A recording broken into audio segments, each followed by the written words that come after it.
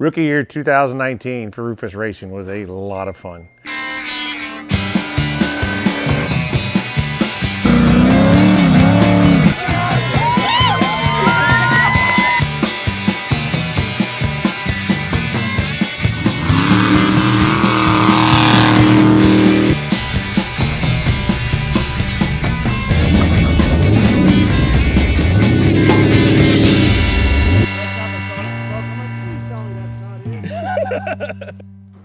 Do y'all see how far Chip is out there?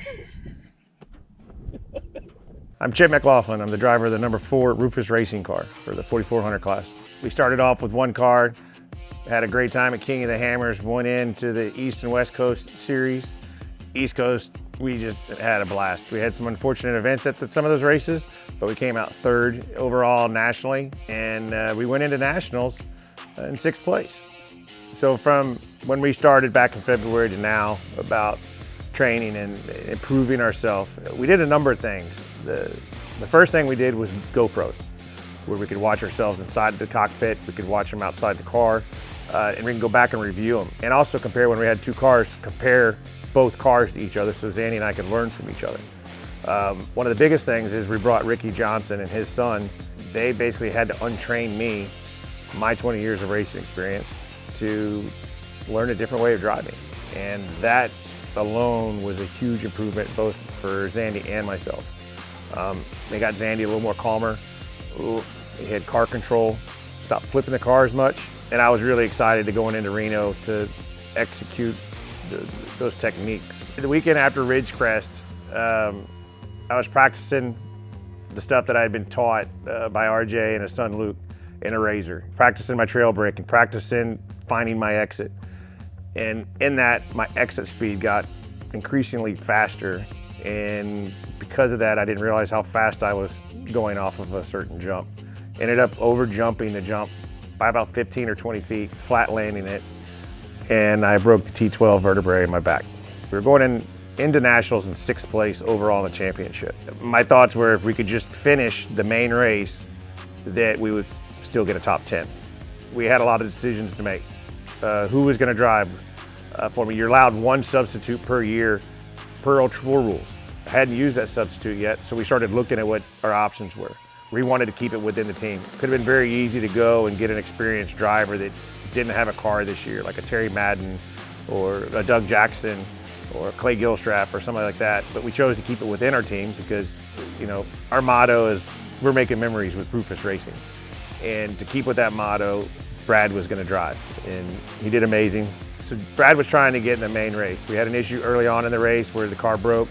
We got the car fixed, so he had to go out for the last chance qualifier. 5 people started, they took the top 2 to go to the main race. At the end of the race, it came down to the last jump, and I yelled at his ear, "Send it." Oh, and Brad Christensen sends it! Oh my goodness, look at that! Wow! Brad Christensen hits the K rail. Is he going to cross it? So did he cross the line? Yes, I don't think so. No, so he did not cross the line. I think he hit the big tire. Yep, there it is. Oh, huge tire. But then lands on his wheels, and if he would have hit the gas right there, he would have got it. 4 feet from the finish line, and he had passed 2nd place to get that chance. But he thought he was upside down because he hit so hard. He was disoriented, and the guy came back and passed him right at the end. So I was proud of him. He did amazing. We ended up 10th or 11th overall. But, you know, like I just said, we're making memories. Nobody's going to remember who got in the LCQ or not, but they sure as hell remember Brad in that damn video, and they're not letting me forget it.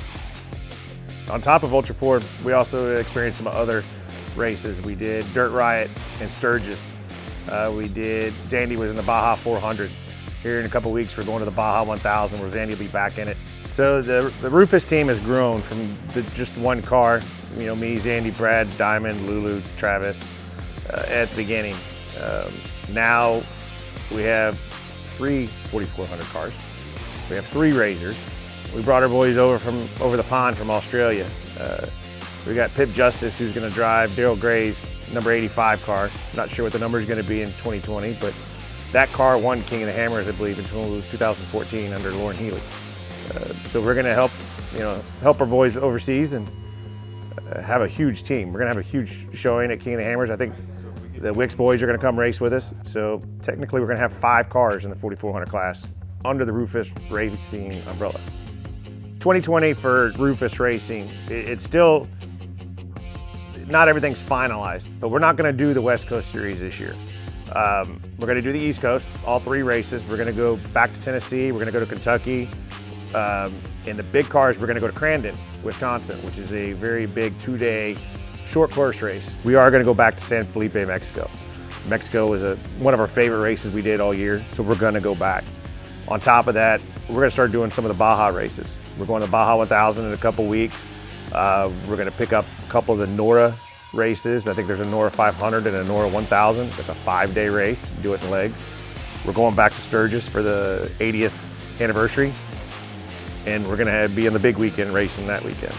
The other thing new for 2020 is we're gonna have an online store for all of our Rufus gear. You know, EcoStaff has been our biggest sponsor.